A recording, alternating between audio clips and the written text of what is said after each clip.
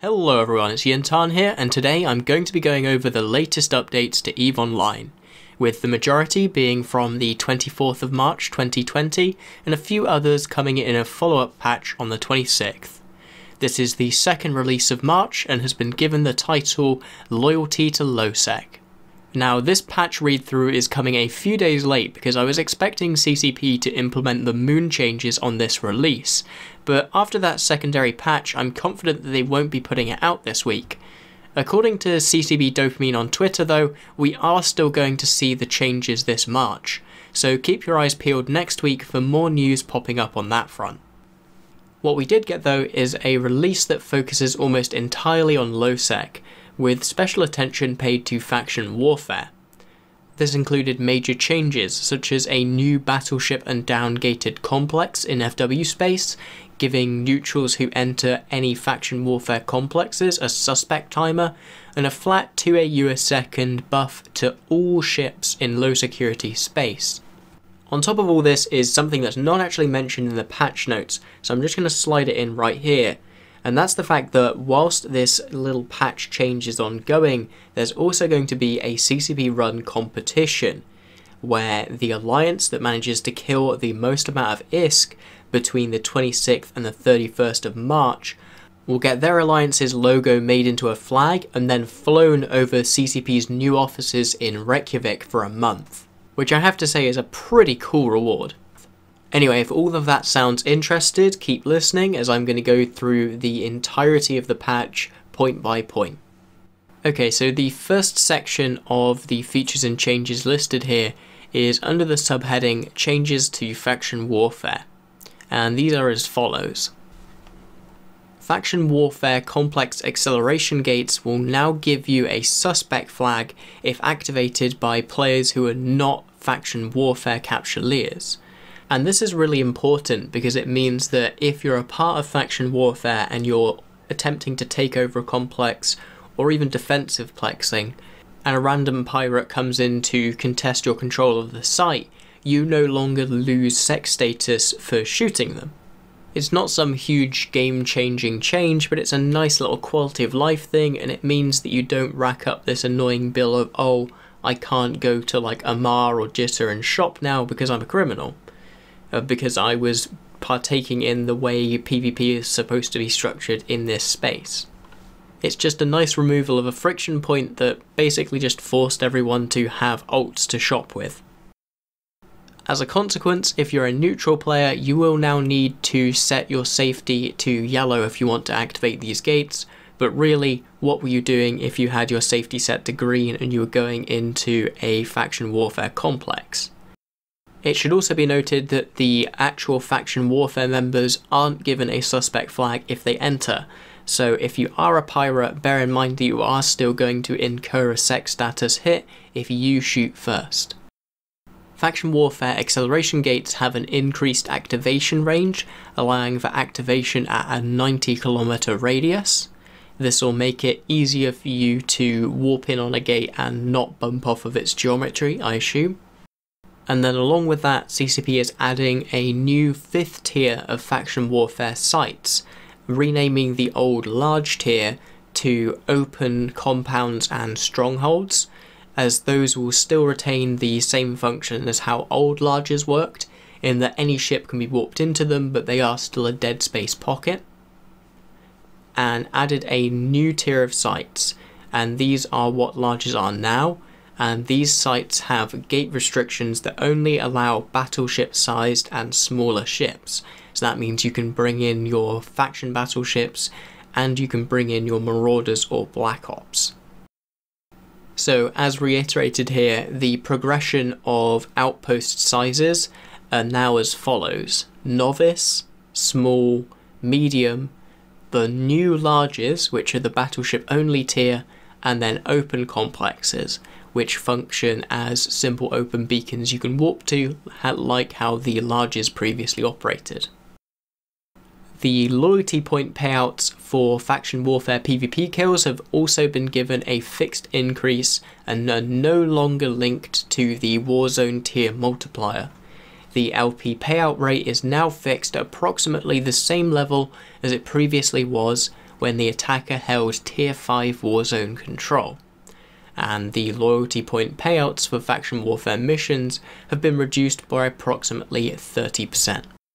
So this is just a kind of attempt to adjust the economy of faction warfare to be less weighted in the side of the winning faction, I assume, and also to kind of prevent the issues with mission runners effectively deciding where the economy lies, as LP is much easier to gain through the PvE parts of faction warfare than the PvP parts, at least from what I understand, which is what led to the faction warfare strike last year. I'm not entirely sure how effective this will be. I'm just going to have to wait and see how it plays out. Faction warfare economics has never really been my strong suit, I'll admit, but I will be definitely taking a look into those battleship complexes, so keep your eyes peeled for a video set in one of those.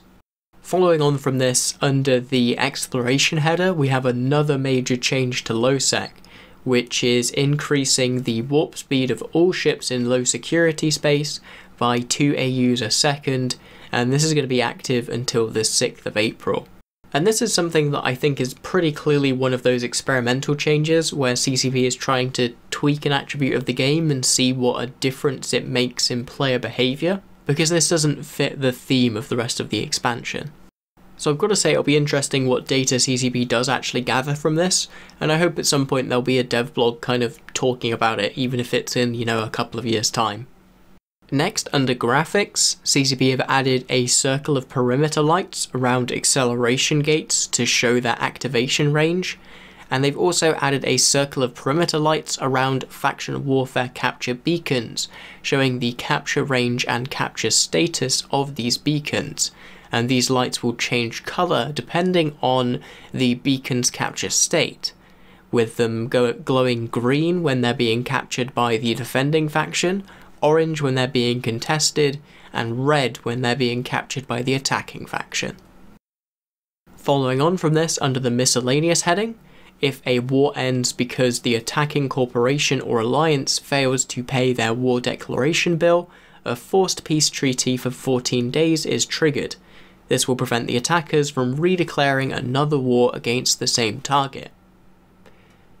A second daily challenge has also been added to the Skilling is Just a Means event that rewards skill points each day for the destruction of one of the NPCs defending a faction warfare capture site. And this challenge will be available daily until the 6th of April, at which point the Skilling is Just a Means event will return to having a single challenge per day. The loot drop chance has been increased to 90% in low security space, and this is also active until the 6th of April. And finally, common naming restrictions have been reapplied to user supplied names for ships. And this is kind of important because you could actually name your ship to have the same name as one of the NPC Kestrels, for example, and you would show up in someone's D-scan as almost the exact same if they weren't paying attention to it carefully. And this just effectively allowed you to just hide amongst the NPCs, but CCP's now put a stop to that. Under missions and NPCs, CCP has reduced the mining efficiency of NPC mining fleets, as apparently there are issues of them basically clearing entire belts before players could get access to them in certain time zones. Then, under ships, we have the addition of frigate escape bays to battleships, marauders, and black ops. And in the patch notes here, it actually says click here for more information, but there's no hyperlink actually there. But what this effectively means is that you can now put a frigate in a battleship, and when you die, rather than going into your pod, you come out in that frigate, and you can potentially continue the fight or, really effectively run away. But people are already finding really cool and innovative ways to use this feature. For example, Bjorn B on a stream recently put a Navitas inside his passive tanked Megathron and then used that to rep up between fights. And then finally, under structures and deployables, hull reinforcement durations for war headquarters have been reduced to 24 hours down from 4.5 days, and this is intended to give defenders in a war a realistic chance of taking down the HQ within the standard 7-day war timer. Now, I don't have a ton of experience really with working with high-sec structures, so I'm not sure entirely how the timers work out on this, but this seems like a pretty massive change if I'm understanding it correctly, as it means you can burn through a citadel in high-sec in 4 days as long as it's a actual war HQ. Now, I'm not sure how important this is actually going to be in real terms, as I'm fairly sure if you can't win on the defense on a structure with actual weapons on it that can support you, you're not going to be able to win in your opponent's favoured time zone whilst attacking a citadel that they can use to defend their forces. But still, it gives people in an off time zone some way to get involved in the war, and you know, it's probably just a small buff to the defenders, and defenders generally need all the help that they can get when it comes to high-sec wars. Now, there was one final change to this patch, and it came under an entirely new main heading, which is third-party developers, and under that there's a subheading which reads Static Data Exports, SDE, and CCP has apparently removed a YAMI that was incorrectly added to the SDE, thus breaking its generation.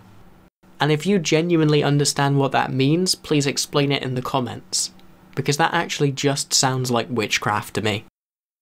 Anyway, I hope you all have enjoyed listening. A special thanks, as always, goes out to our Crassuses, Brood from Triumvirate, Zolcolando, and Jessica, as well as to our other $5 and above patrons in January Valentine, Big Bada Boom, Czar, Dunk Dinkle, Miss Moses, Kem, the Ashfell Federation, Closer Canty, Crazy Daisy, Ulrich Bluthers, and Omniscious Shardan. If you want to join them in supporting the channel yourself, you can either check out the Patreon link in the description below, or if you'd like, just share the video with some other people who you think might enjoy it. Until next time, have a good day and fly smart.